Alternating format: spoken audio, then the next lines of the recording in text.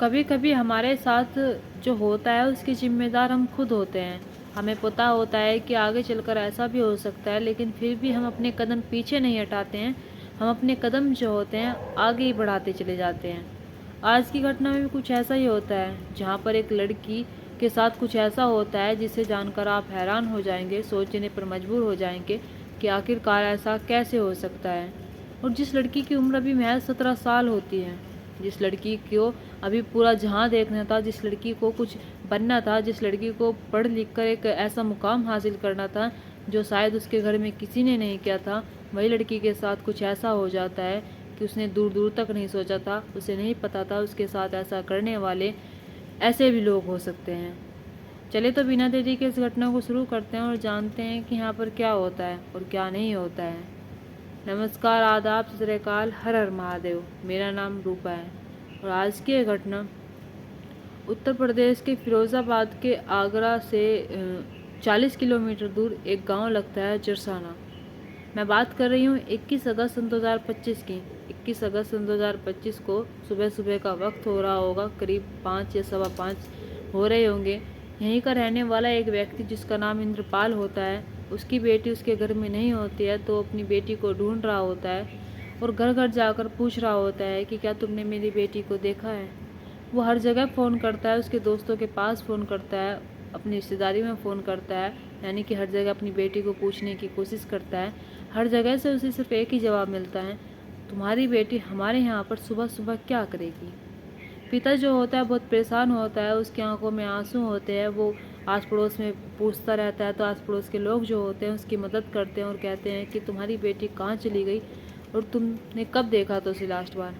तो इंद्रपाल जो होता है वो बताता है कि मैंने लास्ट बार अपनी बेटी को सोते हुए देखा था। हम दोनों जो होते हैं आराम से सो जाते हैं, मुझे नहीं पता मेरी बेटी कहाँ पर चली गई।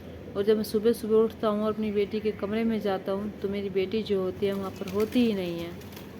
आस पड़ोस के जो लोग होते हैं उसके दुख का जो दुखी होता है उसे समझ जाते हैं और समझने के बाद तभी एक व्यक्ति जो होता है खेत में जाता है और खेत में सोच या फिर गांव में ऐसे ही जाते हैं, सोच करने के लिए जाता है, कुछ काम के लिए जाता है। जब वो सुबह सुबह खेत में जाता है तो वहाँ पर एक लड़की जो होती है पड़ी हुई होती है। वो लड़की जो होती है ऐसे ही पड़ी हुई नहीं होती है, उस लड़की के साथ टुकड़े कर रखे थे। जब ये सारी चीज़ें वो व्यक्ति देखता है तो आनंद फानन में पुलिस वालों को फ़ोन करता है। पुलिस वाले जो होते हैं मौके पर पहुंचते हैं और मौके पर पहुंचने के बाद ये सारी बात जो होती है इंद्रपाल को पता चलती है। इंद्रपाल जो होता है वो भी मौके पर पहुंचता है और जब वहाँ पर जाता है तो देखता है कि उसकी बेटी वहाँ पर पड़ी हुई होती है, यानी कि उसकी बेटी के ही 60 टुकड़े करके किसी ने डाल रखे थे।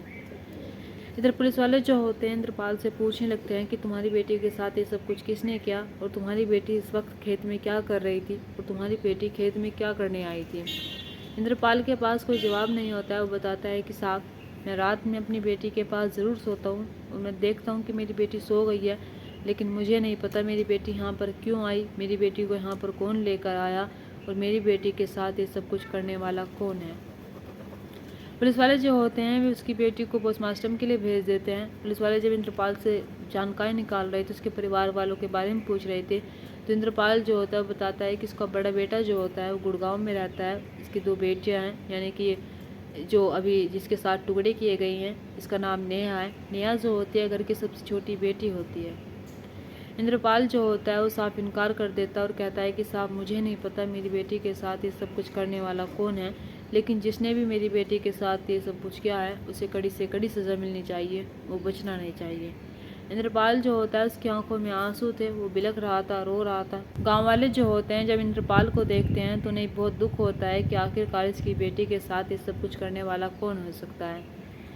अब पुलिस वाले जो होते हैं गांव वालों से पूछताछ करते हैं। गांव वालों से पूछताछ करने के बाद अब पुलिस वालों को ध्यान में आता है कि कॉल डिटेल भी तो निकाली जा सकती है, लेकिन पता चलता है कि उस लड़की के पास फ़ोन होता ही नहीं है। यानी कि नेहा जो होती है अभी पढ़ रही होती है, उसकी उम्र जो होती है 17 साल होती है और उसको पास ना ही तो कोई फ़ोन था और ना ही शायद उसे किसी ने फ़ोन दिया था। तभी पुलिस वाले जो होते हैं उसके घर में जितने फ़ोन होते हैं उनकी कॉल डिटेल निकालते हैं, यानी कि इंद्रपाल के फ़ोन की कॉल डिटेल निकालते हैं। जैसे इंद्रपाल के फ़ोन की कॉल डिटेल निकालते हैं तो उसमें एक नंबर ऐसा पाया जाता है जिस नंबर पर कई घंटों घंटों तक बातें होती हैं। जिस नंबर को इंद्रपाल को दिखाया जाता है तो इंद्रपाल जो होता है वो कह देता है कि साहब, मैं इस नंबर को नहीं जानता और ना ही मैं इस नंबर पर कभी बात करता हूँ। अब पुलिस वालों का जो शक होता है वो सही दिशा पर जा रहा था, यानी कि पुलिस वाले जो सोच रहे थे वही हो रहा था। यानी कि पुलिस वाले जो होते हैं वो सोच रहे थे कि नेहा की बातचीत जो होती है शायद इस नंबर पर होती होगी। ऐसा ही होता है। वो नंबर जो होता है उनके ही गांव के पास रहने वाला एक व्यक्ति, यानी कि एक लड़का जिसका नाम आयुष होता है, आयुष का होता है। अब पुलिस वाले जो होते हैं वो आयुष के पास जाते हैं और आयुष को गिरफ्तार करते हैं, और गिरफ्तार करने के बाद पुलिस स्टेशन लेकर आते हैं। आयुष जो होता है समझ नहीं आ रहा था कि ये सब कुछ क्या हो रहा है क्या नहीं हो रहा है। पुलिस वाले जो होते हैं उससे कहते हैं कि तुमने नेहा के साथ क्या किया है। यानी कि आयुष को जब ये सारी बातें पता चलती है कि नेहा के साथ उसने क्या किया है क्या नहीं किया है, ये सारे सवाल पुलिस वाले उससे पूछ रहे हैं, तो आयुष जो होता है वो कहता है पहले तो कि साहब मैं उसे नहीं जानता, क्योंकि कहीं ना कहीं आयुष जो होता है वो डर जाता है। लेकिन पुलिस वाले जो होते हैं जब उस पर सख्ती दर्शाते हैं, सख्ती बनाते हैं, तब कहीं जाकर आयुष जो होता है वो टूट जाता है। टूट जाने के बाद फिर एक ऐसी कहानी सुनाता है जिस कहानी को सुनकर आप हैरान हो जाएंगे और सोचने पर मजबूर हो जाएंगे कि आखिरकार ऐसा कैसे हो सकता है। आयुष जो होता है वो बताता है कि साहब करीब 1 साल पहले उसकी मुलाकात जो होती है वो नेहा से होती है। यानी कि आयुष का जो काम होता है वो फेरी लगाने का होता है। आयुष जब भी फेरी लगाया करता था उस काम में, तभी इसकी नज़र जो होती है नेहा पर पड़ती थी। यानी कि जब भी वो नेहा को देखता था तो कहीं ना कहीं इसे लगता था कि शायद मेरी इससे बात हो जाए, शायद इससे मेरी दोस्ती हो जाए। और ऐसा ही होता है। 2-3 बार लोग जो होते हैं फेरी के दौरान मिलते हैं, और फेरी के दौरान मिलते जुलते इनकी मुलाकात जो होती है दोस्ती में बदल जाती है। यानी कि नेहा जो होती है उसे अपने पिता का नंबर देती है, और आयुष जो होता है उसे अपना नंबर देता है।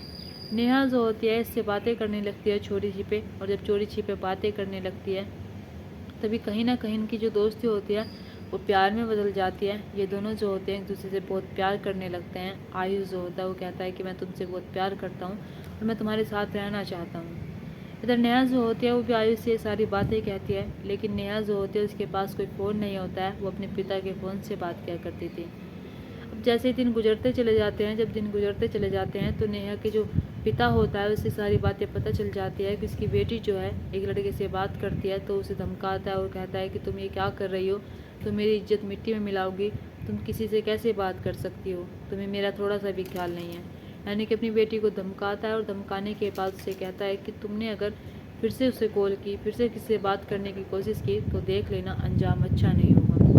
इधर आयुष जो होता है वो लगातार नेहा के टच में था। नेहा जो होते हैं वो भी आयुष से बात कर रही थी। इन दोनों का प्यार जो होता है इतने प्रमाण चढ़ जाता है कि ये दोनों जो होते हैं अब एक दूसरे से मिलने की ठान लेते हैं।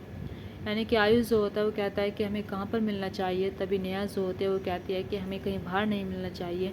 अगर मैं तुमसे मिल सकती हूँ तो अपने गांव में ही मिल सकती हूँ, अपने एरिया में ही मिल सकती हूँ, मैं कहीं बाहर नहीं जा सकती। तो आयुष जो होता है वो कहता है कि ठीक है, लेकिन मुझे तुमसे मिलना है, मिलने का बहुत मन कर रहा है, तुम बताओ कहाँ पर मिलना है।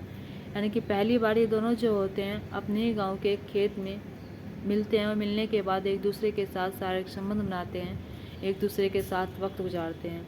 समय जो होता है ऐसे गुजरता चला जाता है। ये दोनों जो होते हैं एक दूसरे से प्यार करने लगते हैं, और प्यार इतना करने लगते हैं कि जब भी इनका मन क्या करता था एक दूसरे से मिलने का, तभी ये खेतों में आया करते, और खेतों में आने के बाद एक दूसरे के साथ मिला करते और एक दूसरे के साथ संबंध बनाते थे।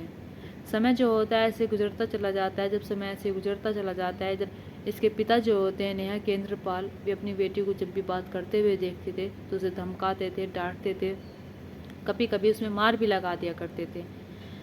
लेकिन नेहा जो होती है अपनी बातों से बाज नहीं आती, वो फिर भी मुझसे बात कर रही थी।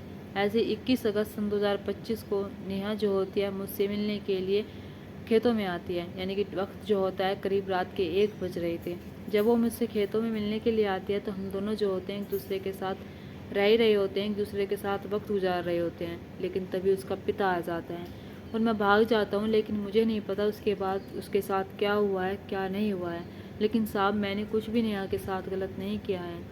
अब पुलिस वाले जब उसकी सारी बातें सुनते हैं तो पुलिस वालों को कहीं ना कहीं उस पर यकीन भी होता है, लेकिन पुलिस वाले उसे छोड़ते नहीं हैं, उसे गिरफ्तार करके रखते हैं। क्योंकि नेहा की जो उम्र होती है वो 17 साल होती है, और आयुष 17 साल की लड़की के साथ जो सब कुछ कर रहा था वो उसके प्यार में शामिल नहीं हो सकता है। यानी कि वो जो शामिल होता है वो एक नाबालिग लड़की के साथ जैसी घटनाओं का अंजाम दे रहा था। पुलिस वालों का मानना ऐसा होता है, इसलिए पुलिस वाले जो होते हैं उसे भी जेल में डाल देते हैं। इधर इंद्रपाल से बातचीत की जाती है, इंद्रपाल को लाया जाता है। जब उससे बातचीत की जाती है तो इंद्रपाल जो होता है वो कहता है कि साहब मैंने कुछ नहीं किया है अपनी बेटी के साथ, वो व्यक्ति झूठ बोल रहा है, वो लड़का एक नंबर का चालाक है और साथ ही उसने ही मेरी बेटी के साथ कुछ किया है। लेकिन पुलिस वाले जो होते हैं वे इंद्रपाल से जब सख्ती बनाते हैं और सख्ती बनाते हुए पूछते हैं कि सच सच बताओ तुम्हारी बेटी के साथ तुमने ऐसा क्यों किया। तब कहीं जाकर इंद्रपाल जो होता है वो भी टूट जाता है। फिर टूट जाने के बाद एक ऐसी कहानी सुनाता है जिस कहानी को सुनकर पुलिस वालों के पैरों तले से ज़मीन खिसक जाती है और गांव का जो भी व्यक्ति उस कहानी को सुनता है तो वाकई में उसे यकीन नहीं होता है कि एक पिता अपनी बेटी के साथ ऐसा भी कर सकता है। इंद्रपाल जो होता है बताता है कि साहब मैं जानता था कि मेरी बेटी किसी लड़के से बात करती है और मैं हर बार उसे टोकता था, हर बार उसे मना करता था, लेकिन मेरे मना करने के बावजूद भी मेरी बेटी नेहा जो होती है वो लगातार उससे बातें कर रही थी, लगातार उससे मिल रही थी। मैं परेशान हो चुका था, मैं उससे फ़ोन बचाता बचाता रह चुका था। मैं जब भी उससे फ़ोन लेता था मैं सोचता था कि इसे फ़ोन नहीं दूंगा, लेकिन मेरी बेटी नेहा जो होती है वो चोरी छुपे से मेरा फ़ोन ले लेती थी और फिर कहीं जाकर आयुष से बात करती थी। समय ऐसे गुजरता चला जाता है। जब समय ऐसे गुजरता चला जाता है ये दोनों एक दूसरे से मिलने से बाज नहीं आते हैं, एक दूसरे से बात करते हुए नहीं रह पाते हैं। तब कहीं जाकर 21 अगस्त सन 2025 को जब रात का समय होता है और जब मेरी आँख खुलती है, जब आँख खुलती है तो मैं देखता हूँ कि मेरा फ़ोन मेरे पास नहीं है, शायद मेरे नीचे दब गया है। तभी मैं अपने फ़ोन को निकालने की कोशिश करता हूँ, सोचने लगता हूँ कहीं इसकी डिस्प्ले ना चली जाए।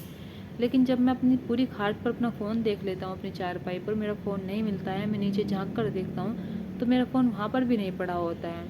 तब कहीं जाकर मेरे दिमाग में आता है कि मेरी बेटी ने शायद मेरा फ़ोन ले लिया होगा। मैं अपनी बेटी के कमरे में जाता हूँ और जब अपनी बेटी के कमरे में जाता हूँ तो वहाँ पर देखता हूँ कि मेरी बेटी भी अब कमरे में नहीं होती है। मेरा दिमाग जो होता है बहुत ख़राब हो जाता है कि आधी रात को मेरी बेटी कहाँ पर गई है, कहाँ पर नहीं गई है।